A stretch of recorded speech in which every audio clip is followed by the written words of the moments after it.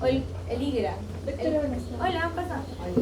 ¿El conteo de qué? O bueno, en este caso, la cuantificación de interferón, ¿no? Entonces, normalmente se saca sangre del paciente y verificamos con el IGRA si es que el paciente llega a generar un estadio latente. Entonces, normalmente el IGRA me sirve en su mayoría para determinar si es que hay una persona con algún tipo de granuloma, ¿ok? Y es lo que normalmente se hace en lugares como por ejemplo Estados Unidos cuando uno llega. Sí, llegamos a Estados Unidos y por A o B llegas a algún tipo de hospital y lo primero que te van a hacer es un IGRA, ¿ok? Después, una TV activa de hecho es mucho más fácil de verificar, ¿verdad? ¿Aquí hay síntomas? ¿En la activa? Sí. ¿En la latente habrá síntomas? No. No, entonces hay diferencias en ese caso, ¿no? Acá no hay síntomas, acá sí. ¿Correcto? ¿Qué más? ¿Podemos llegar a cultivar el microorganismo en alguno de ellos? En la activa. Es mucho más frecuente encontrar microorganismos en la activa que en la latente, ¿ok? ¿Y qué pasa si es que yo quiero hacer, por ejemplo, una baciloscopía? ¿En cuál de las dos será más fácil de encontrar un microorganismo o en este caso un micobacterium tuberculosis? ¿En latente o en activa? En activa. En activa es mucho más frecuente, chicos. En el otro, como está retenido por este granuloma, en un cultivo o en una baciloscopía no llevamos a llegar a determinar o a dejar crecer bien el patógeno. Pasa. ¿Ok? Entonces, acá hay algunas cositas que les pueden ayudar quizás para la diferenciación entre algunos de ellos. ¿Correcto? Entonces vamos a ver un poquito sobre qué es lo que pasa en nuestro sistema inmunológico cuando hay una infección. ¿Ok? Entonces tenemos acá una enfermedad que puede ser, por ejemplo, una primaria y que después se transforma en una latente, ¿ok? Porque se está generando un granuloma. Y después, ¿qué es lo que pasa cuando empezamos a tener una infección activa? ¿Ok? Entonces, ingresa el microorganismo, el Mycobacterium, por el aparato respiratorio, llega hasta los alvéolos pulmonares y es ahí en donde vamos a llegar a tener nuestro primer enfrentamiento contra la segunda barrera que tenemos, que es en este caso la inmunidad innata o adaptativa. Innata. Entonces acá les van a estar esperando macrófagos alveolares, ¿correcto? Que normalmente logran llegar a engullir a estos microorganismos, o sea, los fagocitan, ¿correcto? Una vez que los fagocitan, este microorganismo lamentablemente tiene ciertos factores que hacen que el fagosoma y el lisosoma no se lleguen a unir, entonces no se genera un fagolisosoma, ¿ok? ¿Qué pasa si no se llega a formar un fagolisosoma? No muere, porque en el lisosoma van a estar esas enzimas que llegan a eliminarlo, ¿ok? Entonces llega a permanecer dentro del macrófago alveolar y el macrófago, como no sabe ni siquiera si es que está infectado o no, empieza a migrar. Migra porque es el único que puede llegar a pasar, ¿no? También nuestra barrera, en este caso el espacio alveolar, hacia el parénquima pulmonar. Y en el parénquima pulmonar, como empezamos, en este caso los macrófagos empiezan a expresar proteínas que no son las normales, ¿no? Las otras células se van a dar cuenta de que el microorganismo está dentro de ese macrófago. ¿Y qué creen que va a generar? Si es que ya lo reconoce como algo malo, lo van a empezar a atacar, ¿verdad? Entonces, ¿han visto ese juego de fútbol americano? ¿Sí? Donde están corriendo con su pelota. ¿Nunca lo han visto? Sí, pues agarran una pelota, se van corriendo así. ¿Y qué pasa? Se caen en algún lado, ¿verdad? Se caen, lo taclean. ¿Y luego qué pasa? Ganan. Todos los demás vienen y no sé por qué se le avientan. Yo tampoco le entiendo ese juego. Yo tampoco le entiendo ese juego, pero es algo parecido. El macrófago va a ser esa persona que va a llegar corriendo con su pelota, ¿ok? Su pelota va a ser nuestro Mycobacterium. Y en una de esas se van a dar cuenta todos los demás de que tienen el Mycobacterium. ¿Y qué va a pasar? Todos se le van a aventar, ¿verdad? O sea, va a generar un llamado de múltiples células que van a generar como una cárcel. Yo les mencioné de que a este microorganismo le gustaba mucho, ¿qué cosa? El aire. Era aerobio. Y si le limitamos el oxígeno, ¿qué puede pasar? Ustedes van a reducir, claro, si uno es aerófilo y no tiene aire, vas a reducir a lo mínimo posible para que puedas seguir sobreviviendo. Y esa cárcel lo que hace es eso, mantenerlo ahí, ¿no? En englobado, digámoslo, en un granuloma, pero todavía vivo, lamentablemente. Entonces se queda latente, ¿ok? No lo matan, lamentablemente, porque suelen ser bastante difíciles de eliminar, ¿ok? ¿Qué va a pasar en la siguiente parte? Una vez que nosotros podamos llegar a tener algún tipo de baja inmunológica, ¿no? Este granuloma se va a empezar a disolver. Vamos a tener macrófagos que empiezan a morir básicamente, tenemos linfocitos T, linfocitos B que no van a llegar a generar esa cárcel adecuadamente y simplemente el microorganismo va a empezar a resurgir. Un poquito de aire y es suficiente para que nuevamente vuelva, ¿no?, a su estado original. Y después vamos a observar cómo la TB empieza a generar el daño adecuado en los pulmones. ¿Ok? Entonces, esos a grandes rasgos. Vamos a ver qué es lo que pasa al inicio de las infecciones, ¿ok? En unas de 0 a 3 semanas que mencionan ahí. O sea, una inmunidad. ¿Qué tipo de respuesta creen que se dé? ¿Inmunidad innata o adaptativa? En estas primeras 3 semanas. Innata, ¿no? Una adaptativa ya se vendría a dar después de estas 3 semanas, ¿ok? Entonces veamos primero qué es lo que pasa en una inmunidad innata. Entonces, en la inmunidad innata, al microorganismo, ¿cómo lo vamos a detectar? Con inmunidad innata, ¿eh? ¿Cómo se detecta un microorganismo? Por PAMS y DAMS. Ya, pero algo más, pues falta uno. El importante, ¿no? Porque todos los demás es del patógeno o daños que se han generado. ¿Pero quién lo va a detectar? ¿Mastocitos? PRR, chicos, los receptores. Siempre tiene que haber las proteínas del patógeno y alguien que lo recepcione, o sea, un PRR, ¿verdad? Entonces, por PRR y por PAMS, normalmente se detecta que hay un patógeno, ¿no? Y el macrófago, como les mencioné, el macrófago alveolar va a tratar de fagocitarlo. Lamentablemente no logra eliminarlo y simplemente empieza a aumentar el número dentro de ese macrófago, ¿ok? Pero también vamos a tener de que este macrófago alveolar puede llegar a mostrar este péptido extraño, ¿no?, después de 3 semanas aproximadamente, hacia lo que viene a ser ya un linfocito T. O sea, esto es una presentación de antígeno, ¿correcto?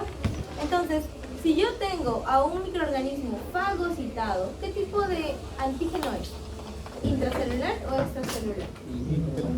Intracelular, ¿seguro? ¿Cómo?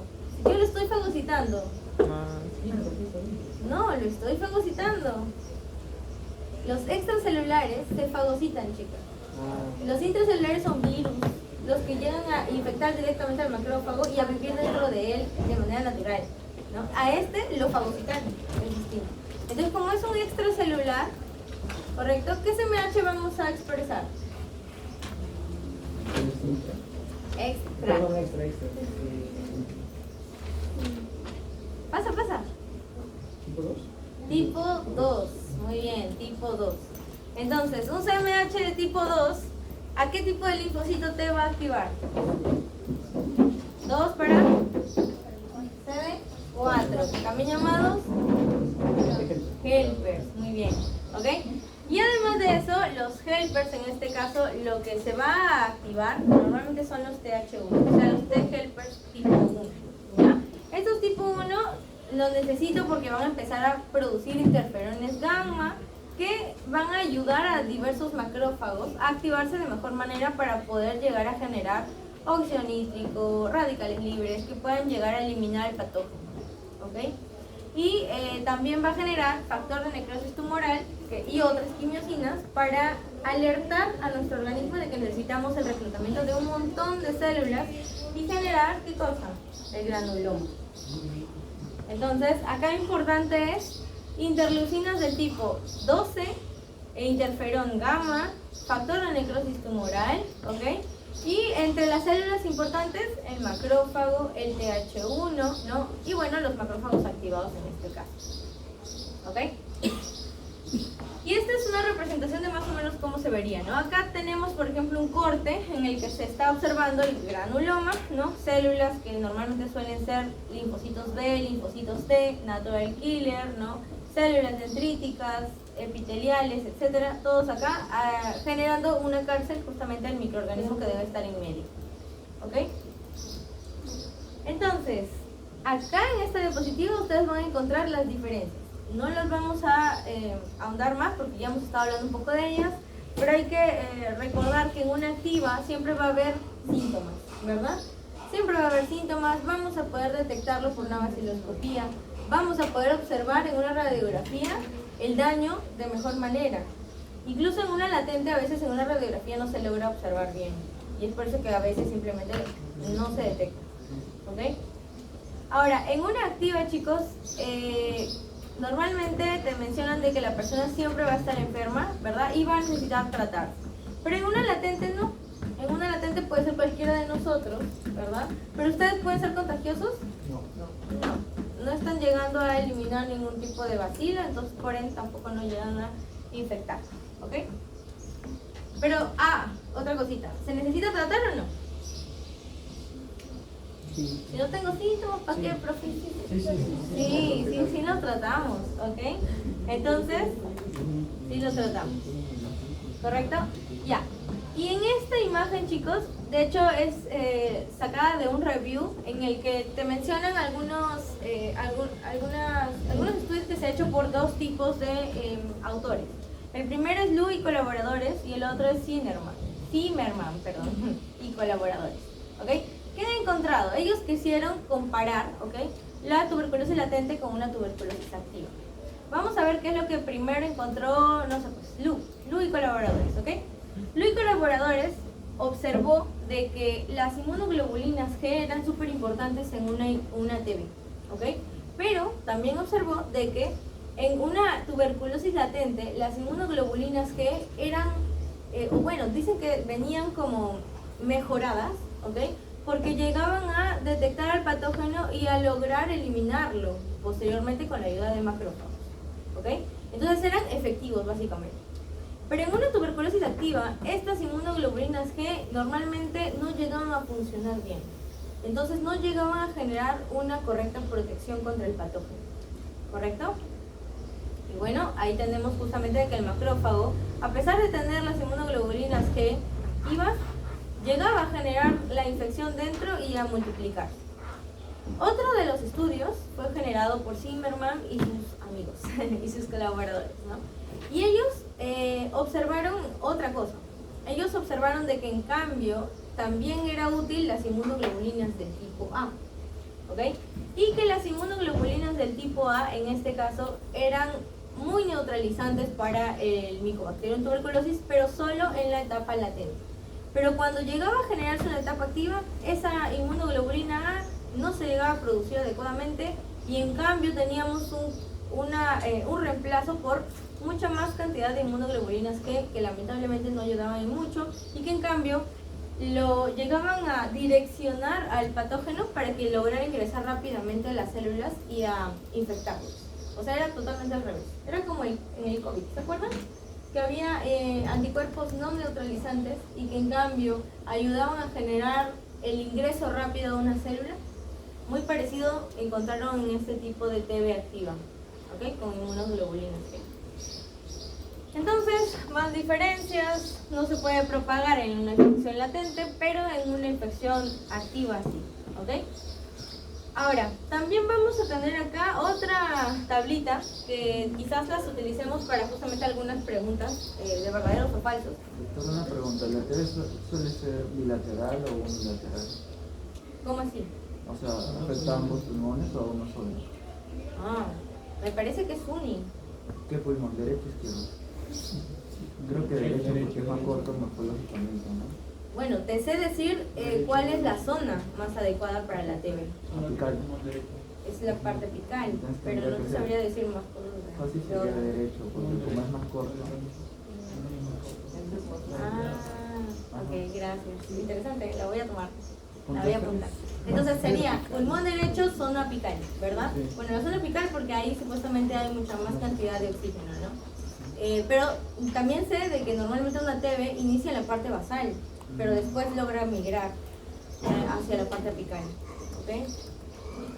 Entonces, sí, gracias por la info. Feliz. Entonces, en el caso de, por ejemplo, acá hay primaria, secundaria y progresiva, ¿no?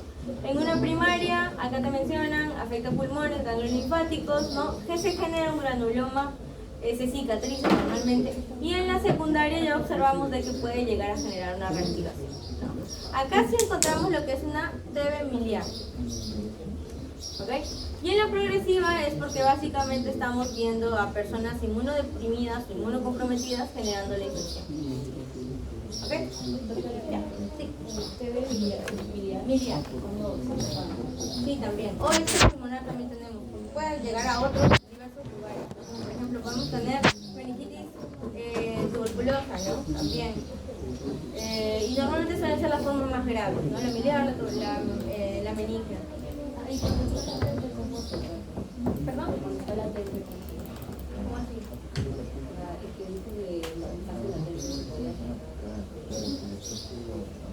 ¿Cómo? ¿Se puede tratar? Sí, claro, se puede tratar, pero se puede tratar con fármacos, ¿no? No es que se trate de otra manera, se tiene que tratar con fármacos. Y de hecho hay fármacos de primera, de segunda y de tercera línea. Entonces lo que primero se ponen son fármacos de primera línea, ¿no?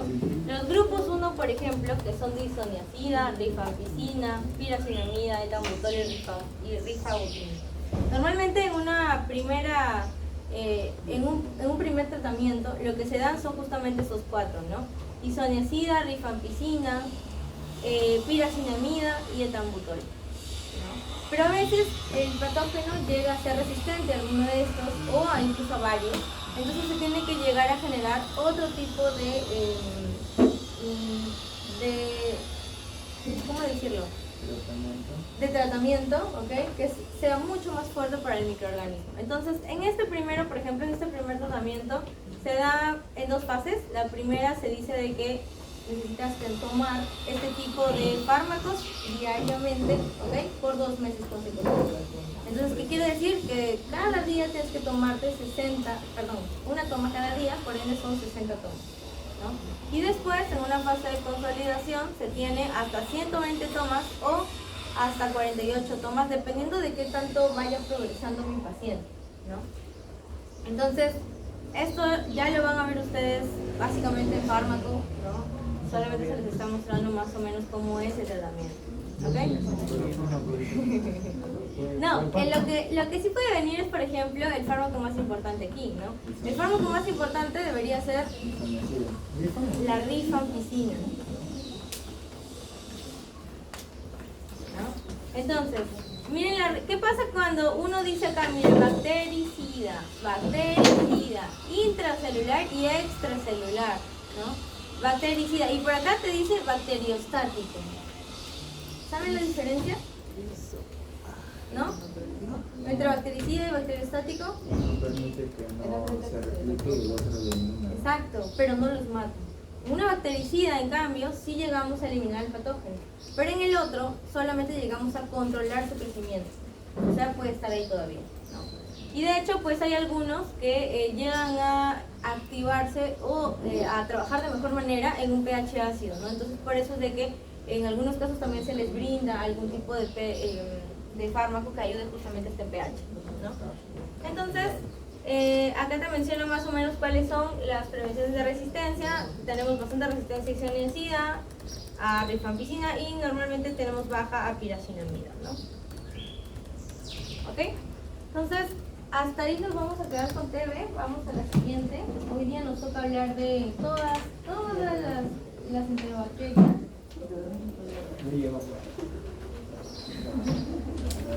Un montón hoy día, por eso me preocupaba. Hoy día vamos a ver sistema digestivo, y el sistema digestivo ustedes saben que hay un montón de microorganismos que pueden llegar a generar infección, ¿verdad? ¿Qué tipo de microorganismos conocen? E. coli. Y no, sí me acordé. E. coli, bro, sí, E. coli, ¿no? E. coli, pero E. coli tiene como que varios tipos, ¿ok? Y hoy día vamos a ver, si no me equivoco, 5 de ellos, pero tienen mucho más. De hecho, hay algunos subclases y toda la cosa. Y hay otros incluso que pueden llegar a generar infecciones urinarias. Entonces, bueno, vamos a tratar de terminar con estas primeras 5 más o menos, ¿ok? Entonces, E. coli, ¿qué más existen? ¿Alguien más? Helicobacter, muy bien, ¿qué más? Ya virus también puede ser. Hoy día vamos a ver básicamente bacterias, pero está bien, rotavirus también puede ser. Y bueno, si es que hablamos de parásitos, un montón, ¿no?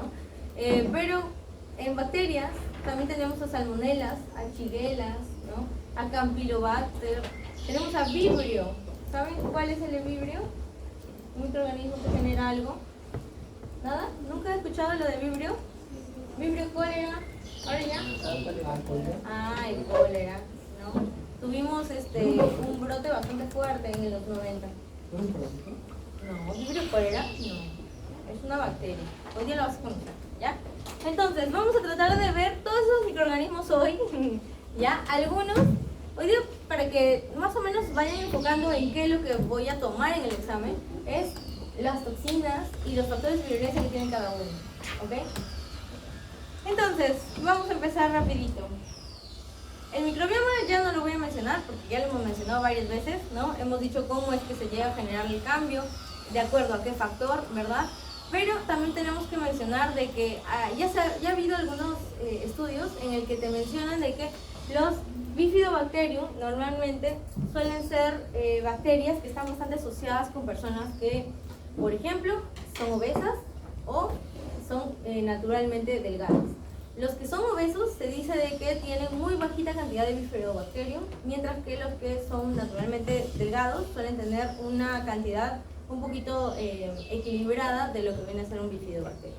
Entonces, suelen ser los más importantes, por así decirlo, en nuestra microbiota intestinal, ¿no? Y de hecho tenemos un montón de tipos de bifidobacterium, generando justamente aumentos, ¿no? En alguna de las etapas, ya sea bebé, adulto, embarazada, etcétera, ¿no? Pero siempre con presencia en alguno de ellos, ¿ok? Pero además, miren lo que tenemos, estamos divididos en colores, ¿verdad? Por ejemplo, es Firmicutes, de acá es Bacteroidetes, de donde, por ejemplo, viene estos de aquí, ¿no? Y también tenemos a las proteobacterias, si ven estos amarillos, ¿ok? La mayoría de patógenos suelen ser de proteobacterias, las enterobacterias, los staphy's, normalmente suelen llegar de este tipo de filo, ¿ok? Entonces, solo para mencionar un poquito cómo puede llegar a generarse una respuesta en el aparato digestivo. Ustedes saben de que nosotros tenemos, ¿no?, microorganismos en la parte externa de nuestro epitelio, ¿no? Entonces tenemos este tipo de microbiota que puede llegar a ser buena o que puede llegar a estar infectada con algún patógeno, ¿verdad? ¿Y qué es lo que, o quiénes se van a encargar de generar esa recepción de estos antígenos que no son nuestros? ¿Qué tipo de células? A ver a esta, ¿cómo le llaman? Mastocitos, recuerden de que es para la parte alérgica, ¿no? Es un macrófago residente, mientras que aquí tenemos a las células dendríticas, ¿ok? Entonces, en algunos estudios se ha mencionado de que normalmente estos macrófagos residentes no es que sean los más ideales para migrar hacia, por ejemplo, nódulos linfáticos, ¿no? Lo que normalmente hacen es captar a un patógeno o captar algún tipo de antígeno, ¿no? Y lo que generan es algunas citoquinas proinflamatorias a veces, ¿no? Si es que en caso llegasen a detectar algún patógeno, para alertar y que vengan más macrófagos de otro lado, ¿ok? Mientras que si es que todo está bien y todo está en homeostasis, pues lo que vamos a encontrar en cambio es una respuesta regulada, ¿ok? En el que vamos a traer a linfocitos T reguladores de la zona para que todo esté tranquilo, calma, ¿ok? Entonces eso es básicamente lo que te mencionan por acá, ¿no? De que hay algunas cosas que están bastante asociadas, como por ejemplo el hecho de que los macrófagos suelen captar a microorganismos extracelulares y por ser extracelulares suelen llegar a expresar CMH de tipo 2, ¿ok? Por otro lado, las células dendríticas, que suelen ser pues las más importantes en cuanto a las células presentadoras de antígeno, ¿verdad? Ellas también van a llegar a tener dos tipos de perfiles, ¿no? Un perfil que suele ser tolerogénico y otro perfil que puede llegar a generar la activación de diversos tipos de linfocitos, que son proinflamatorios obviamente, ¿no? Como por ejemplo, linfocitos TH1 o TH17, ¿no? En algunos casos cuando existe algún tipo de infección por bacterias o por virus, ¿no? Pero también se dice de que las células dendríticas pueden llegar a llamar a linfocitos T, pero reguladores, ¿no? Entonces eso es básicamente dependiendo de qué situación se encuentra en mi sistema digestivo, ¿ok? En un ratito vamos a ver este video para ver si es que nos da tiempito, pero vamos a ir pasando rapidito para explicarles lo demás y ver si es que nos da el tiempo necesario para seguir. ¿Okay? Entonces, acá te mencionan, por ejemplo, ¿no?, de que también vamos a encontrar a un tipo de célula que no hemos visto anteriormente, que son las ILCs, ¿no? ¿Sí? ¿La hemos visto? ¿Con ustedes? No me acuerdo. No son interleucinas, son células básicamente, ¿ok? Ya. Estas ILC, chicos, son bien parecidas a lo que vendría a ser un linfocito T helper, ¿ya? Bien parecidas a lo que, por ejemplo, sería un ILC tipo 1 a un T helper de tipo 1, un ILC 2 a un linfocito T H2 y un ILC 3 a un linfocito T H17, o también se menciona de que puede llegar a ser regulador, ¿ok? Entonces, como les digo, tienen el casi un mismo perfil. Por ejemplo, las ILC serían pro o antiinflamatorios. ¿Qué perfil creen que tendrá? Si son parecidos a TH1, proinflamatorios. Los ILC tipo 2 a TH2, por ende, ¿qué tipo de anti o proinflamatorio? Antiinflamatorio. Y las ILC3, como se parecen a las TH17, pueden llegar a ser proinflamatorios, pero depende mucho de cómo lleguen a activarse, si es que se llevan para la parte o para un perfil proinflamatorio o antiinflamatorio, como les dije, que pueden llegar a ser también parecidos a los linfocitos T reguladores. Y ustedes dirán, entonces, ¿en qué se diferencian?, ¿no? Si ya tenemos TH1, 2 y 17 que pueden hacer lo mismo. Estas ILCs, la diferencia con un TH es de que no llegan a tener receptores de antígenos, ¿correcto? O sea, no se llegan a activar por medio de presentación de antígenos. ¿Y cómo llegan a activarse entonces? Puede ser autoinmune. Autoinmune, por interleuquina, por citoquina. Ellas, dependiendo del ambiente, ¿no? Si el ambiente está todo apagado, ella está apagada. Si el ambiente está todo feliz, ella está feliz. Entonces, igualito es. Las ILC de tipo 1 se van a llegar a activar solo por medio de citoquinas. No se llegan a diferenciar por medio de antígenos, ¿ok? Ellas no tienen receptores de antígenos y por ende no van a llegar a diferenciarse de esta manera con un antígeno. Sin embargo, se pueden llegar a diferenciar dependiendo de su ambiente y de qué interleucina lleguen a captar en ese ambiente, ¿correcto? Entonces, ILC de tipo 1, ¿hacia qué tipos de microorganismos llegamos a ayudar con este ILC? ¿Qué tipo de microorganismo creen que se llegue a eliminar con un ILC? Igualito el TH1. ¿Bacterias y virus? Sí, ¿verdad? Intracelulares básicamente, ¿ok? Las ILC2, igualito que un TH2, por ende va a ir más que nada direccionado a eliminar ¿qué cosa? Parásitos, muy bien. Mientras que la ILC3 puede llegar a ayudar contra infecciones bacterianas, ¿ok? Extracelulares, o también, como les menciono, pues puede llegar a ayudar en la parte de regulación, ¿ok? Mucho dependerá de qué tipo de interleucina lleguen a activarlas, ¿ok? Y obviamente estas ILCs también son muy importantes porque empiezan a secretar más interleucinas. Y estas interleucinas pueden ser proinflamatorias o antiinflamatorias. Entonces, de una u otra manera ayudan muchas veces a lo que viene a ser la inflamación, si es que se llegan a activar estos tipos de ILCs, ¿ok? O también pueden llegar a generar regulación, si es que en cambio encuentran un ambiente bastante normal en el intestino, ¿correcto? Entonces, vamos a ver un poquito qué es lo que pasa con la microbiota intestinal y lo que puede llegar a generar en respuesta a ella, ¿ok? Entonces, ahí te mencionan, por ejemplo, de que la microbiota intestinal se llega a detectar normalmente por PRRs, ¿sí o no? ¿sí? Una inmunidad innata llega a detectarla de manera adecuada y un TLR puede llegar a detectar algún PAM de la microbiota, ¿correcto? Entonces PRR y PAM lo llegan a detectar y dicen, ok, todo está en calma, digámoslo así, ¿no?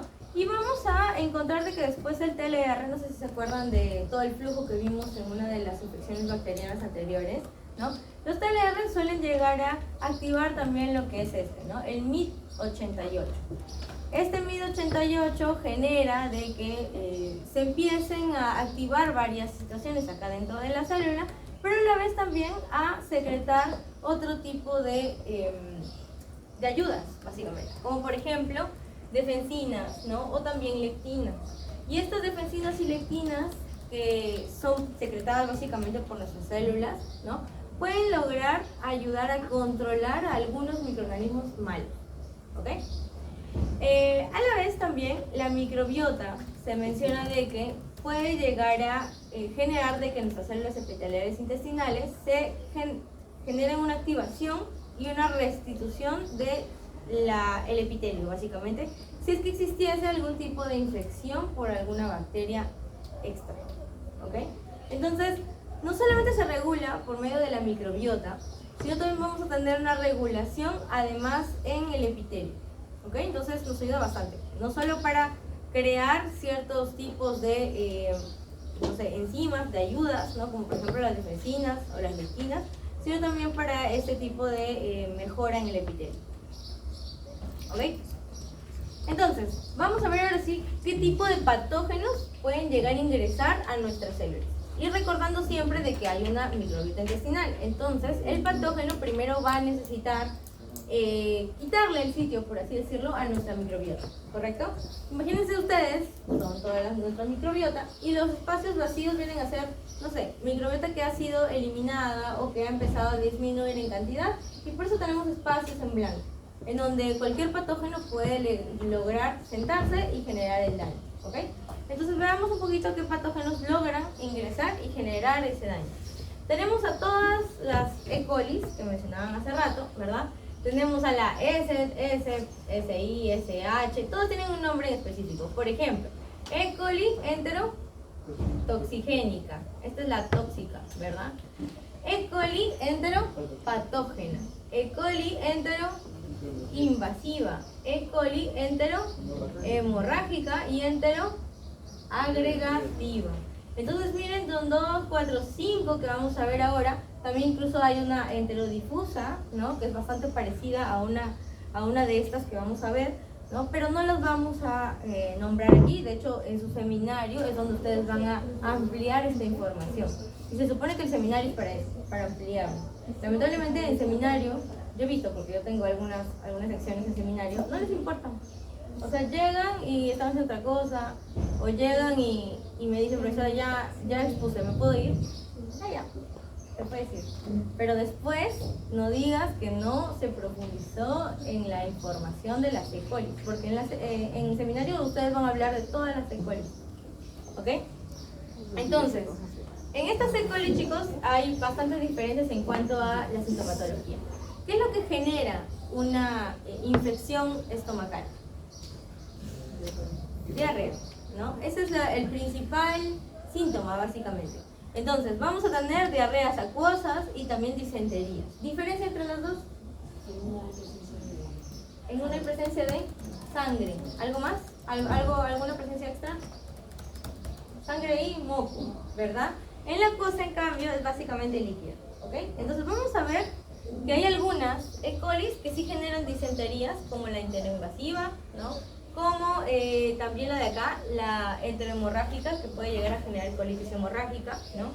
También puede llegar a generar otras bacterias que no son E. coli, como la Shigella, ¿no? O como la Salmonella. Entonces, hoy vamos a ver estas de acá, más Shigella, más Salmonella, Campylobacter también lo vamos a nombrar hoy día.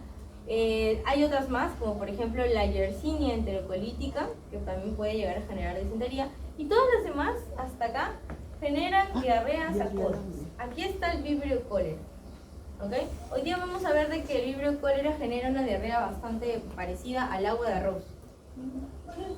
Así se le llama, no es mi culpa. No me lo estoy inventando, ya se lo habían inventado. ¿Alguien ha visto cómo es el agua de arroz? Blanquito, ¿qué más? Nada más, nunca han lavado agua de arroz. Acuosa. No. Con bastante espuma. Exacto.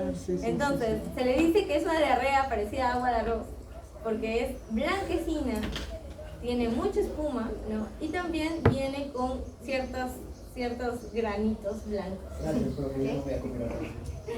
De nada. Pero ustedes van a ver esto, ¿o no?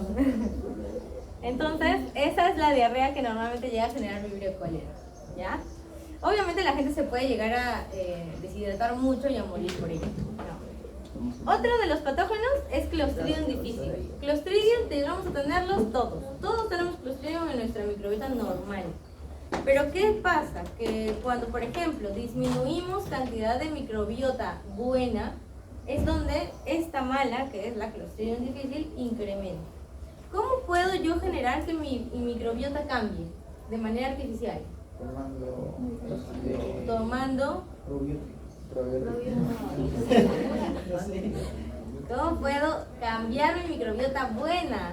O sea, disminuirla, no mejorarla. Disminuirla buena. Antibióticos. Cuando hay un paciente que tiene antibióticos por mucho tiempo, la microbiota buena de nuestro intestino disminuye. Y como les dije, si hay espacios vacíos, ¿quién va a empezar a resurgir ahí? Los que no deberían, ¿no? Que en este caso son los que están contenidos en muy bajas proporciones y que suele ser este patógeno de acá, Clostridium difficile, ¿ok?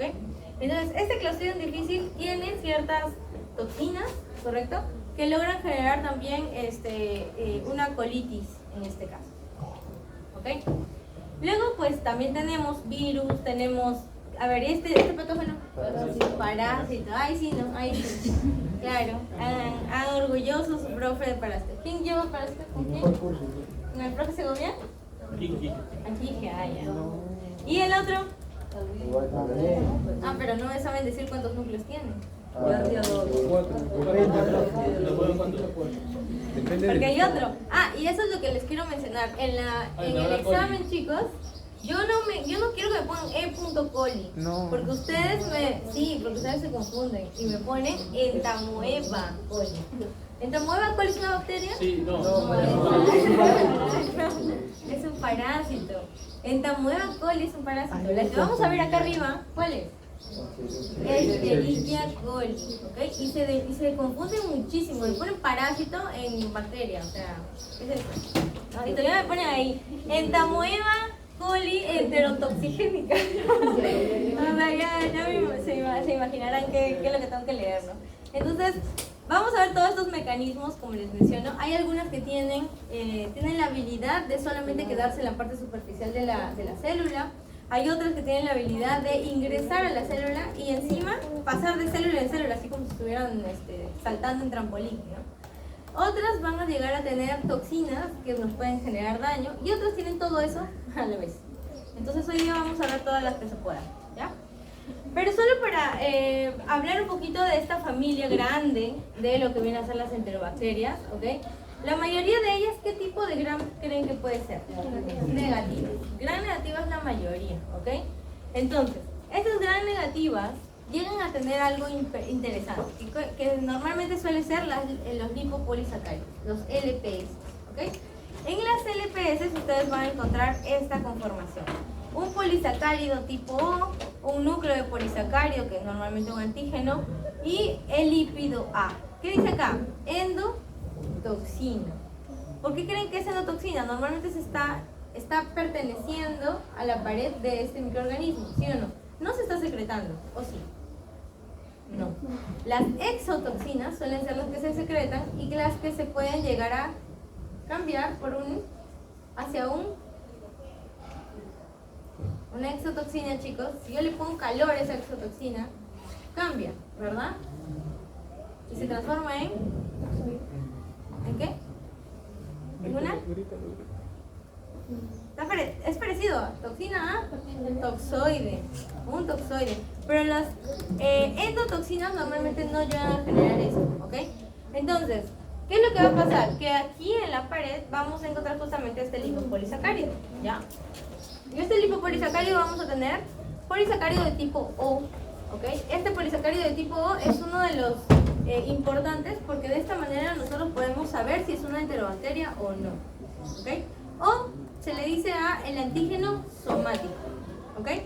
Además del antígeno O, ¿no? O, el O, también tenemos a el K y también tenemos a el H, ¿ok? Entonces, vamos a tener proteínas o en este caso polisacáridos de tipo O, vamos a tener también antígenos capsulares y antígenos flagelares. ¿Quiénes van a tener los antígenos flagelares? Solo los que tengan solo los que tengan flagelos, solo los que se puedan mover, ¿verdad? Los antígenos K, ¿quiénes van a tener este antígeno? Los que tienen cápsula, solo los que tienen cápsula, ¿ok? Y los O básicamente son la mayoría, porque es somático, ¿ok? Entonces vamos a tener justamente estas tres conformaciones del lipopolisacárido, polisacárido O, el lípido A y el núcleo del polisacárido. El lípido A es lo que lo hace tan tóxica a este tipo de microorganismos, ¿ok? Entonces vamos a ver un poquito sobre los factores de virulencia que pueden llegar a tener. Si se dan cuenta, si yo pido factores de virulencia en el examen, ustedes ya tienen tres de los que yo les he dicho. ¿Cuáles eran? El O, el H y el K, ¿no? El antígeno O, el antígeno H y el antígeno K. ¿Hidróxido de potasio? Ah, ok, ya, para que se acuerden. Pero no me pongan hidróxido de potasio, por favor. Son capaces. Hidróxido de potasio, por favor. No. Entonces, miren, aquí tenemos a una enterobacteria y si se dan cuenta, uno de los tres factores de virulencia son los que les menciono, ¿no? El hecho de tener cápsula, ¿qué previene en la bacteria? Ser fagocitada. El flagelo, ¿qué ayuda? ¿En qué ayuda a la bacteria? A la movilidad y por ende a llegar a lugares mucho más lejanos de lo que normalmente debería. Y el antígeno O, en este caso también ayuda a fagocitarlo, ¿ok? Y también, como les menciono, es tóxico, entonces mata normalmente algún tipo de células, ¿no? ¿Ok? Además de eso logran tener, por ejemplo, toxinas, que ya en cada una de las que vamos a ver son un poquito diferentes, ¿no? También van a tener fimbrias. ¿Para qué me servían las fimbrias? ¿Se acuerdan? Para cambio. Conjugación. Ya, para una conjugación, ok, pero en este caso hay una fimbria que en este caso es un pilisexual, ¿verdad? ¿Ok? Pero las demás fimbrias, ¿para qué me sirven? No creo que tengan tantos pilisexuales. Adherencia, muy bien, adherencia, ¿ok? Y luego también tenemos, por ejemplo, los sideróforos. Los sideróforos suelen ser proteínas que llegan a captar hierro. Y normalmente a la bacteria le gusta mucho obtener este hierro para su alimentación. ¿Ok? Entonces vamos a tener un montón de factores de virulencia y si yo les pido 3 ya saben cuál me van a dar, ¿no? Oye, no, les voy a pedir 4. O sea que así me ponen 3 y uno más, pues y uno más, ¿no? Cualquiera de esos. 3. Ponen toxina y ya está. Uno, y si ponen más nota. Claro. ¿Algo más? Que no venga la profesora Gilda. Yo no sé. Es que en este examen ya tienen que redimirse de sus pecados anteriores. No sé. ¿Ok?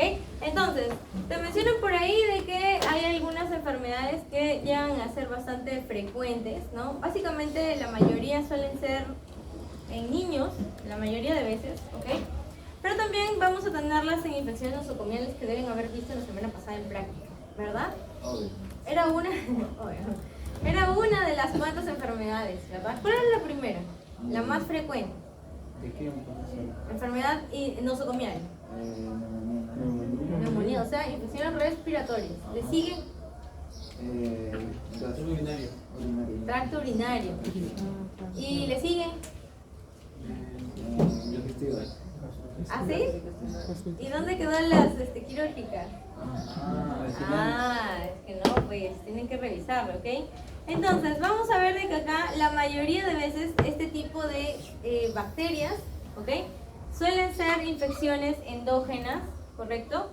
Es decir, como te mencioné acá, algunas E. coli llegan a estar dentro de nuestro sistema digestivo, ¿ok?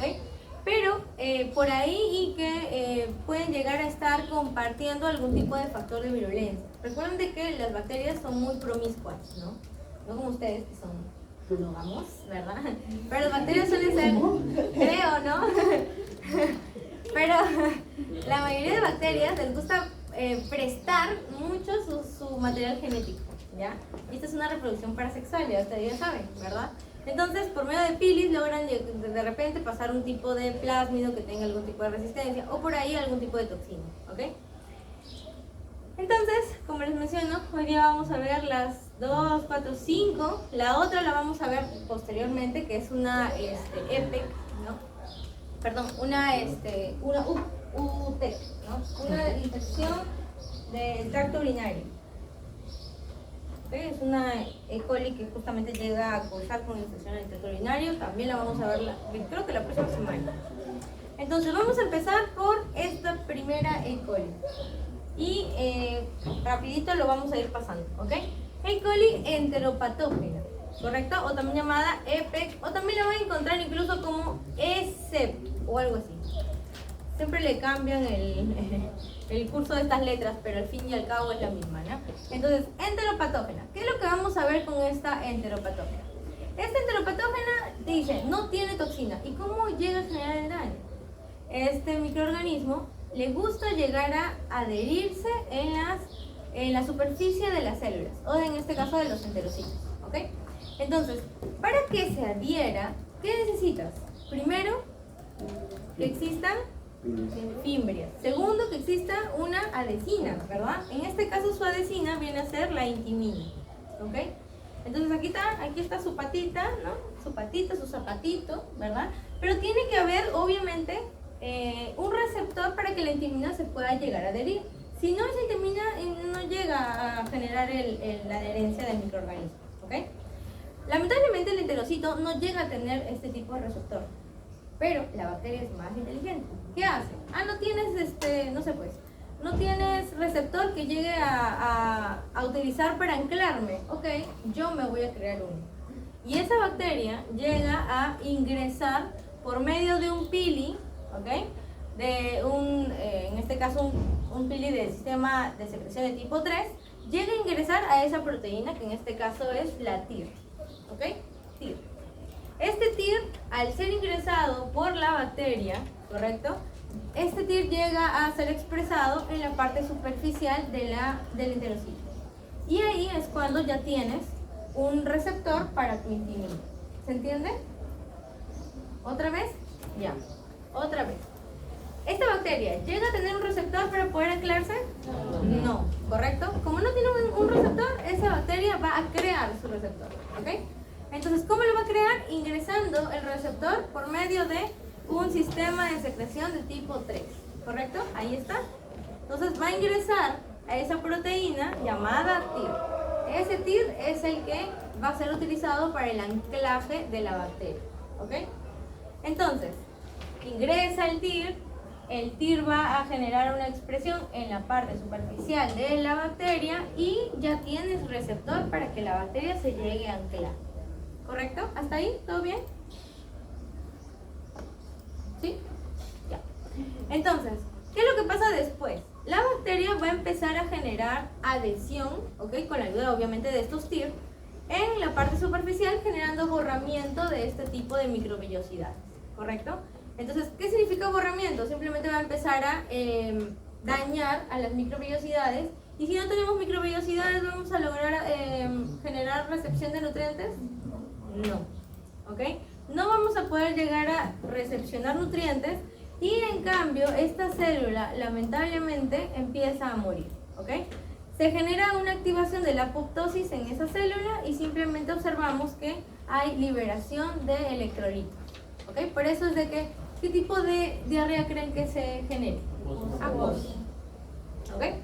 Ahora, ¿qué pasaba con el ¿el qué? ¿Con el qué? Con el TIR. ¿Qué pasaba después con el TIR?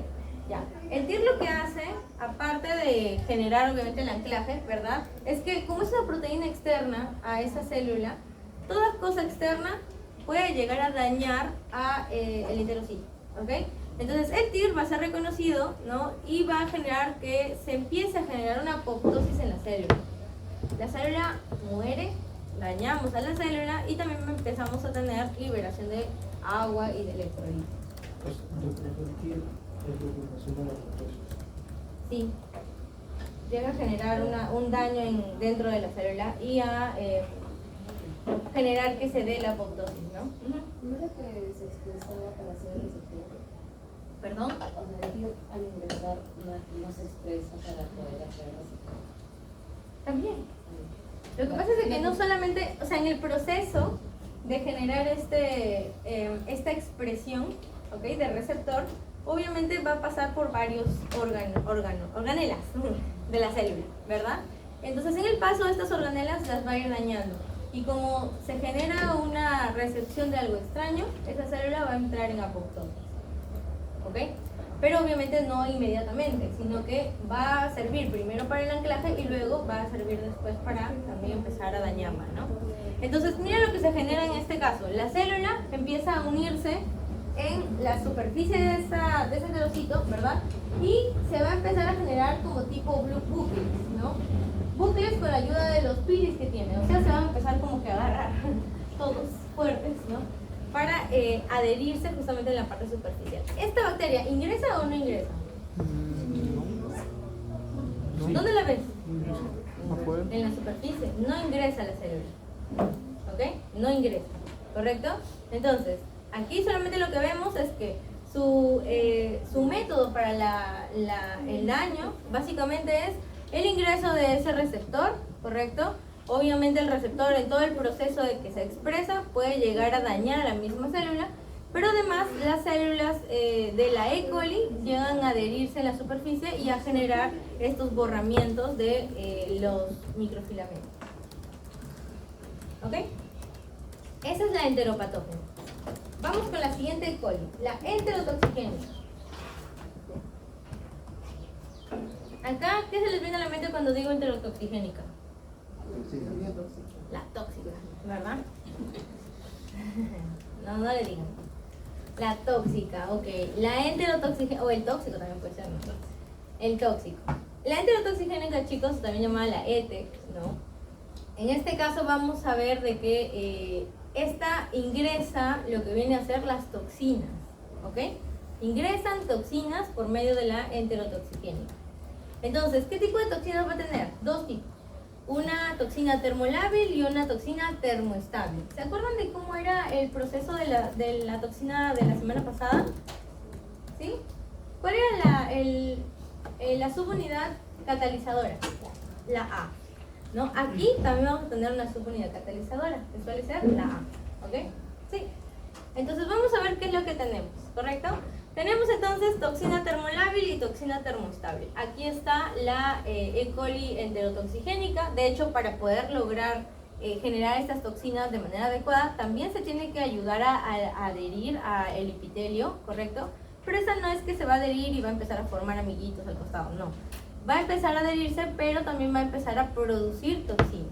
Produce entonces la toxina termolábil y la toxina termoestable, ¿correcto? Cada una de ellas va a tener un receptor diferente, o sea, va a entrar de maneras distintas, ¿ok? Entonces tenemos acá la toxina termolábil, ¿ok? La toxina termolábil va a tener, ¿cuántas subunidades?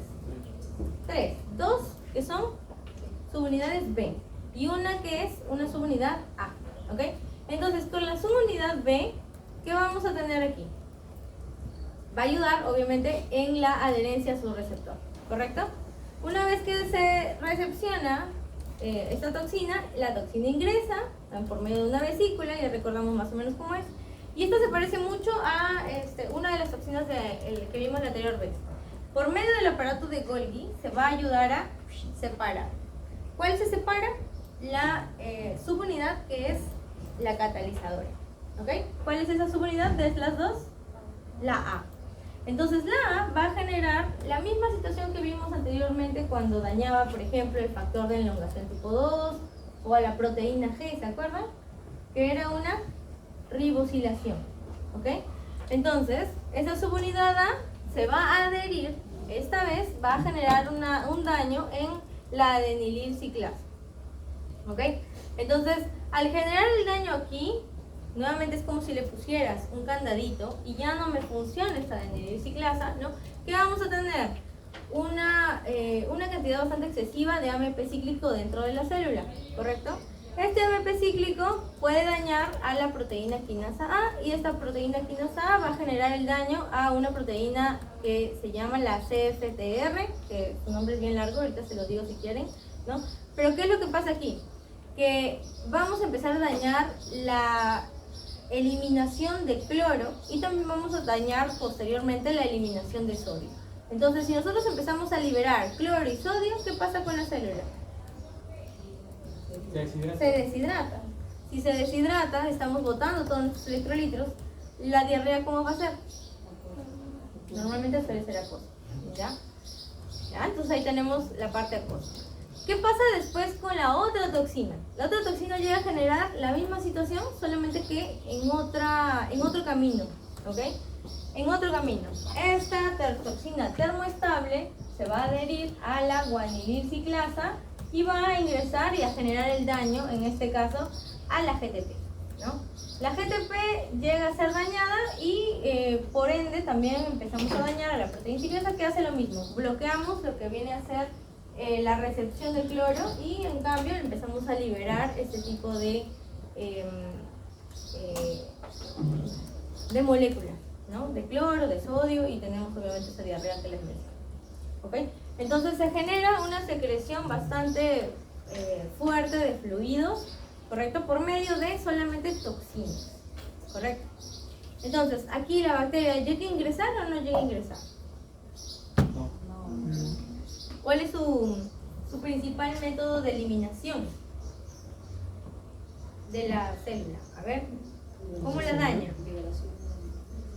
¿Cómo la daña? Por medio de la producción de ¿qué cosa? De toxinas, ¿no? Básicamente dos toxinas importantes que son la termoestable y la termolábil. Ambas van a llegar a generar el daño en lo que viene a ser o bien la denilciclasa o lo que viene a ser la GTP, ¿no? Entonces, en cualquiera de las dos situaciones se llega a dañar una proteína importante que es la que ayuda en el paso de cloro, ¿verdad? En estas bombas de cloro y sodio también, ¿no? Entonces empezamos a liberar bastantes electrolitos. ¿Okay? A esta enterotoxigénica es a la que normalmente llega a generar el daño en personas que no son de este país. ¿Okay? Por eso es que se les dice que también tenemos lo que vendría a ser una diarrea del viajero. No sé si han escuchado eso, ¿no? ¿Sí? La diarrea del viajero, a veces cuando vienen con... Traes a tu sugar de otro lado, ¿verdad? ¿Y qué pasa? Lo llevas a comer tu cevichito. ¿Y qué pasó? Después de eso, el pobre está ahí muriendo, ¿no? Con diarrea. ¿Por qué? Porque normalmente llegan a tener, por ejemplo, toxinas termoestables en ese alimento. Puede que el alimento haya estado cocido, ¿no? Puede que el alimento haya estado recalentado, que haya pasado por fuego, qué sé yo. Pero hay toxinas que llegan a ser estables al fuego.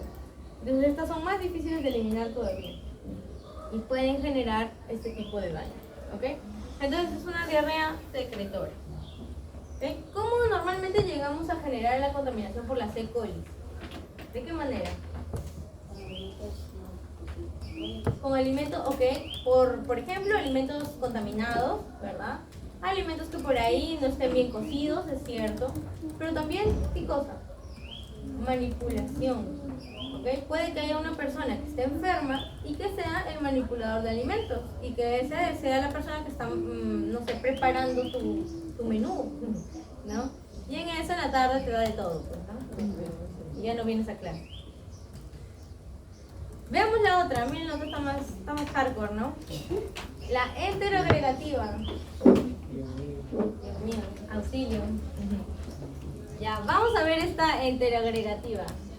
Esta enteroagregativa, cuando escuchen agregativa, significa de que a la bacteria le gusta generar agregados, o bueno, se generan como pilas de E. coli una tras otra, parecen ladrillos, como la de acá, ¿ok? O sea, lo que va a generar es eso. Básicamente se van a formar bastantes capas, y a lo que nosotros también le decimos como un tipo de biofilm, ¿verdad? En la superficie de las células, y en esa superficie, al haber este tipo de capa sobre capa sobre capa de E. coli, no permitimos el ingreso de nutrientes, ¿ok? Y obviamente se genera borramientos también, ¿ok? Entonces vamos a ver qué es lo que también puede generar esta E. coli enterogregativa. La E. coli enterogregativa acá te menciona varias cosas de hecho, cómo es que se llega a detectar la E. coli enterogregativa por nuestro sistema inmunológico, ¿ok? ¿Qué es lo que se genera? Porque es toda una cascada, ¿ok? Entonces vamos a ver muy rápidamente qué es lo que puede pasar. Esta E. coli enterogregativa, por medio de su flagelo, o sea, por la flagelina, se llega a detectar por un tipo de TLR, ¿ok?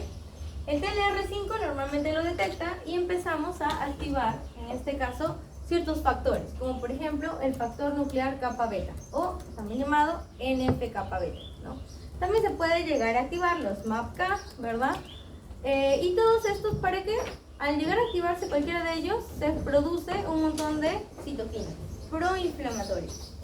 Al generarse citoquinas proinflamatorias, una de ellas es el factor de necrosis tumoral, que es súper importante para el reclutamiento de células inmunológicas. ¿Qué tipo de células van a llegar al lugar? Porque estas proteínas suelen llegar a ser mensajes de alerta, ¿no?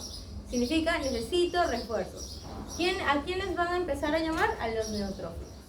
Los neutrófilos en tanta cantidad pueden llegar a pasar, ¿no? Los espacios entre células hasta la parte superficial para llegar a generar el daño a las bacterias que encuentren por ese lado, ¿ok? Normalmente este tipo de neutrófilos, ustedes saben de que tienen mecanismos bastante extremos, ¿verdad? Para la eliminación de bacterias. ¿Cómo? La netosis, muy bien. Entonces, ¿se acuerdan que la netosis era... ¿Cómo era? A ver, ¿quién me da un... ¿Qué es eso? Me he hecho... cerebro. Ah, ya, nos morimos todos. Libera su material genético en forma de red. Exacto, libera su material genético y lo lanza así como si fuera una red. Yo les mencioné que esto no era direccionado, ¿verdad? Que podía caer los buenos como los malos, ¿verdad? Entonces puede caer tu célula, puede dañar células que son sanas, ¿no? O puede dañar también a los patógenos. Entonces esto es como una situación de último recurso, ¿no? Entonces, ¿qué hora es? Ya, tenemos tiempo. Entonces, ¿qué va a pasar? Que normalmente se genera bastante inflamación en esta zona, ¿no? ¿Ok?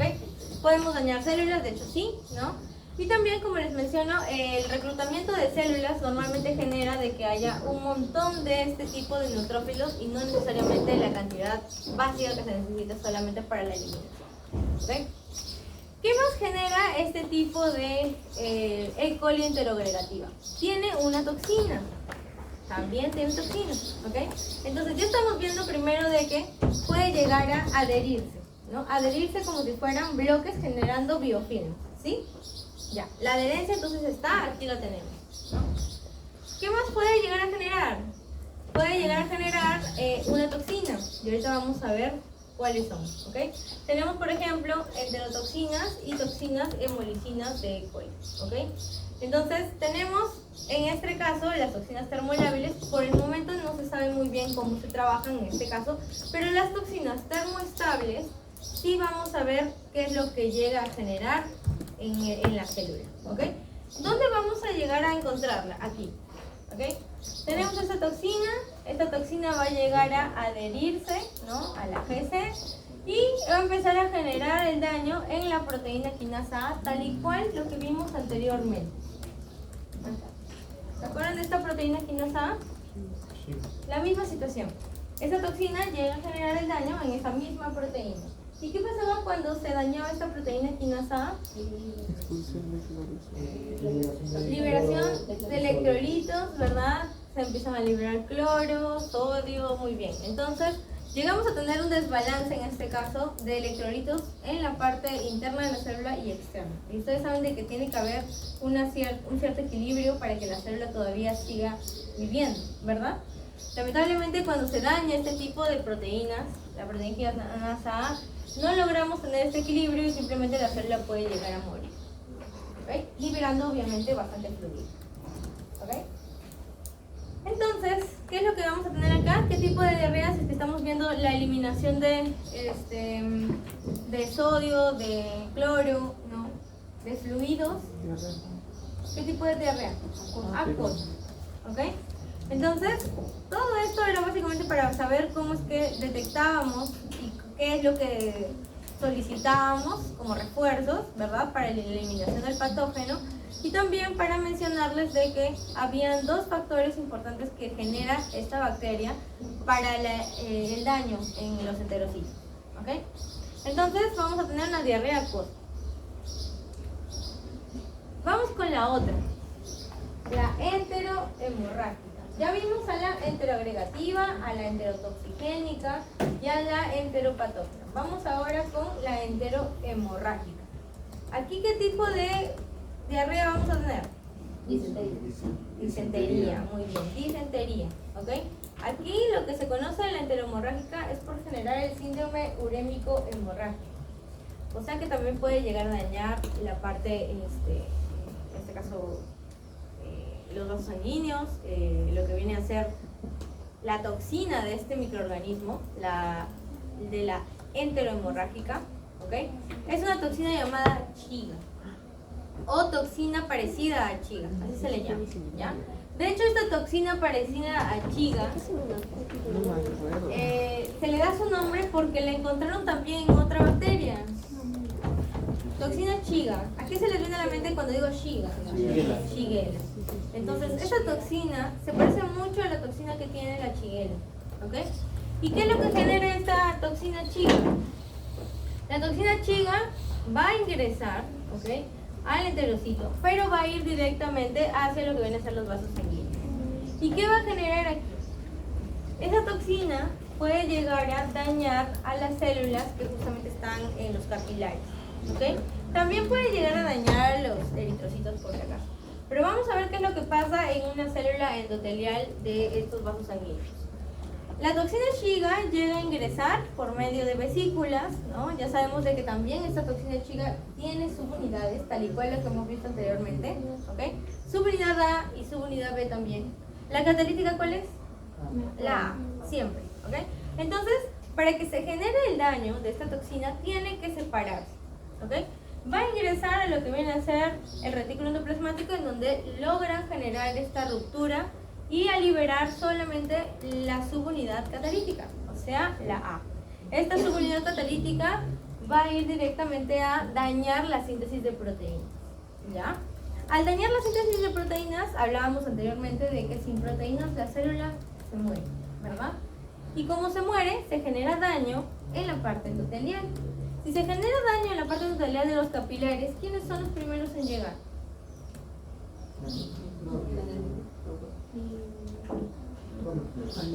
Plaquetas, se generan trombos.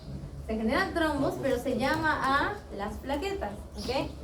Las plaquetas llegan hacia el lugar en donde está dañado, se generan microtrombos, ¿verdad? Y también se va a generar, se mencionan ahí, como moléculas de fibrina que generan el daño de los eritrocitos también.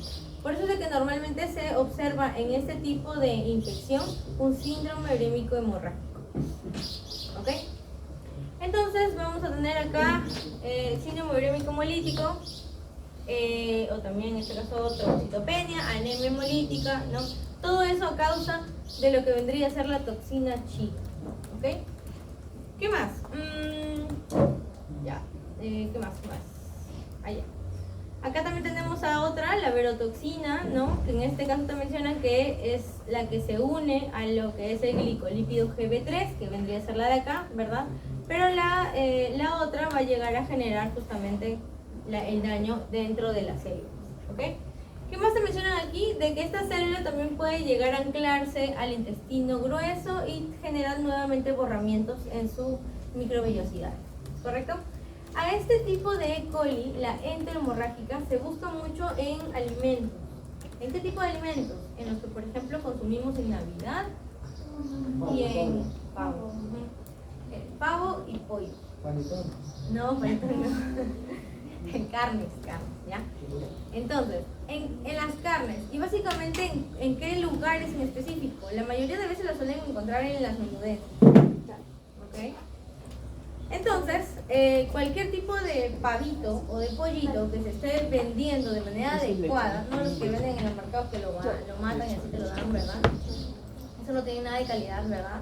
Pero los que venden, por ejemplo, en San Fernando y todo eso, pasan por un proceso de calidad en el que buscan justamente este E. coli. Y si es que ese pavito tiene este E. coli, no sale a la venta. Porque nuevamente puede llegar a generar varias cosas que dañan al paciente. Y uno de los serotipos más importantes de la E. coli enterohemorrágica es uno llamado O157H7. Así se llama. Tiene código de preso, pero así es. O157H7. Eso es pregunta de examen. Este de acá, El sí. prefijo del Claro, café. ese es el serotipo más frecuente y más dañino de la enteromorragia. Sí, sí es pregunta de examen. Pero quizá lo pongan como verdadero para que ya no se acuerden. Ya. Le quitan. Ya, entonces, ¿cuál es el serotipo? Ya, está bien, ¿no? Ok, entonces, esta es la más frecuente, pero también hay otras más, o sea, y todas son con con letras y números, así que es horrible. Ahora, yo les pregunto, después de haber hablado ya de las enterobacterias, ¿qué significa esto? ¿Y qué significa esto? Piensen, analicen. Factores de virulencia. ¿Factores? De virulencia. De virulencia, muy bien. ¿Qué antígeno? O y H. ¿Qué significa el antígeno O? El oxígeno. O de somático. ¿Y el H? Capsular, dice. Capsular, chicos, es la K. De cápsula. Y el H es de flagelo. Entonces tenemos O de el antígeno somático número 157, ¿no? Y el antígeno flagelar número 7, ¿no? Pero bueno, eso es básicamente por los cuales se han dividido en diferentes y tienen diferentes números también.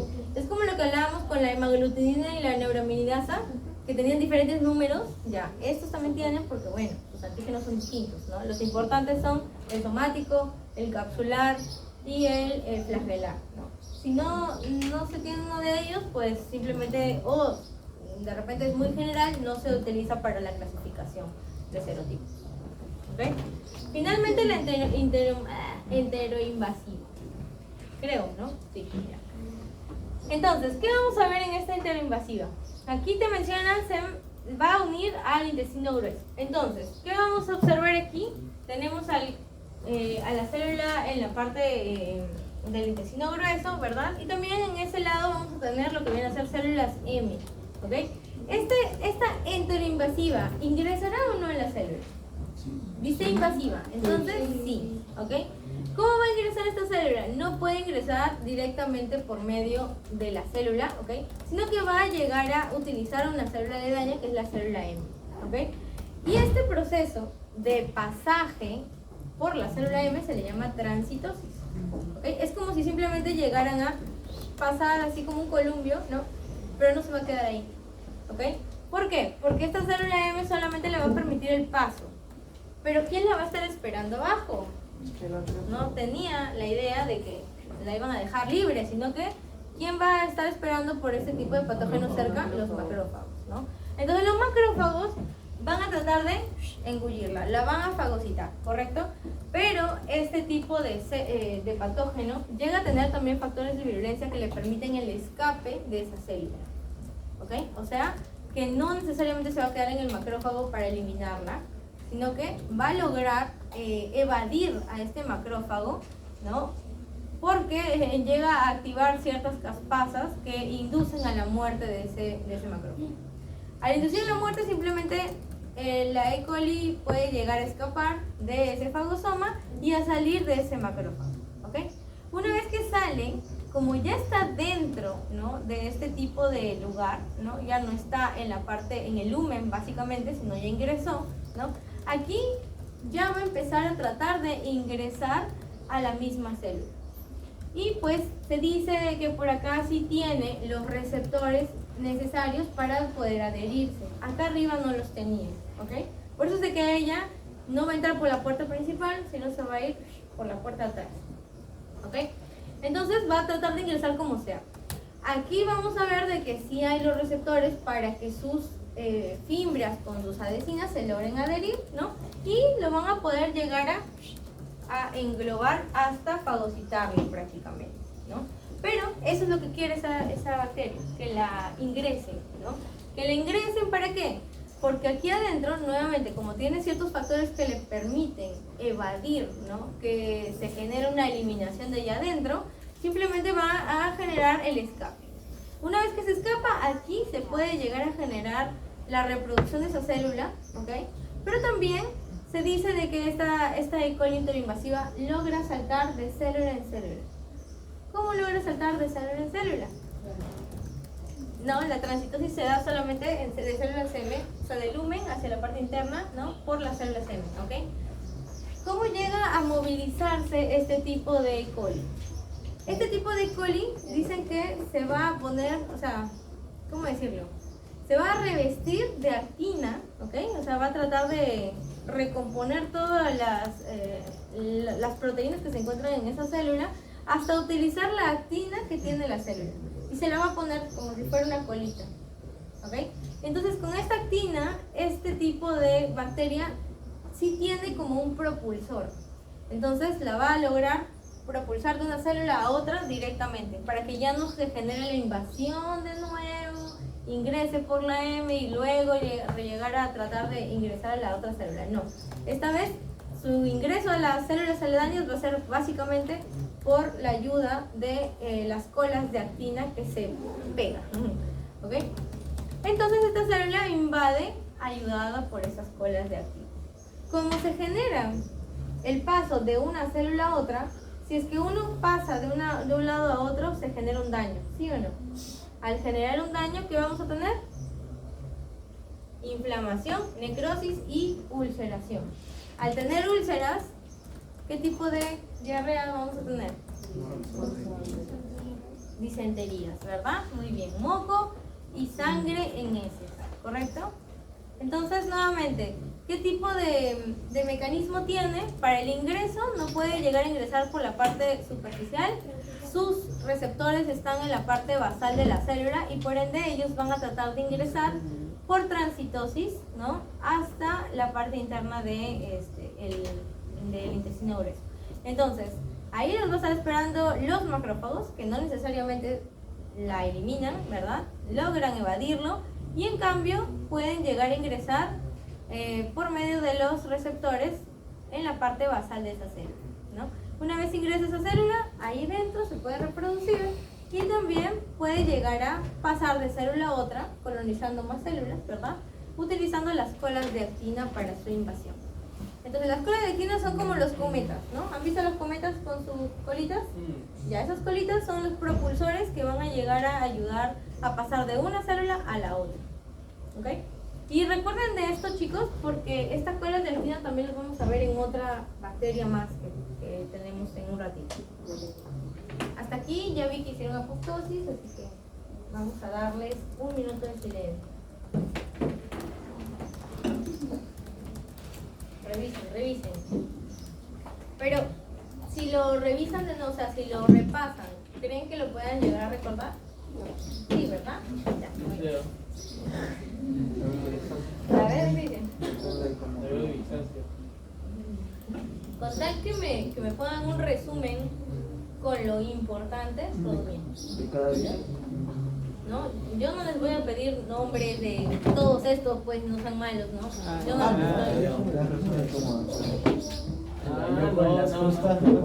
Son 5, ¿ah? ¿Qué? Son 5. El nombre, pregunta. El nombre. ¿Por qué no está descargado? ¿Qué tipo de diarrea da también? Nombre, tipo de diarrea y estamos bien. Ah, nombre y tipo de diarrea. Pero si ni se acuerdan de cómo era que generaba el daño, no se van a acordar que era disentería o acoso. Nomás hay dos que son Memorizando. Ah, memorizando. No, la mía está más bonita. Ya se acabó ya. Miren, por eso yo les dije, el anterior examen era el más fácil. Por eso es que tenía un porcentaje bien alto. Pero ustedes como, todo lo que yo hablo creo que se viene por acá y se sale por acá. ¿Verdad?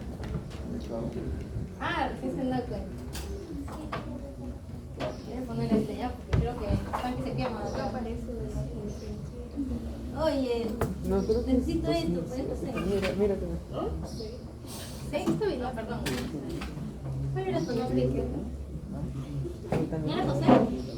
Mi primera guitarra acústica. Manuel. Mi primer Es Manuel, con E. con Winnie Pooh ahí. El segundo es el delantero argentino, Julián Álvarez. A mí no me hables de...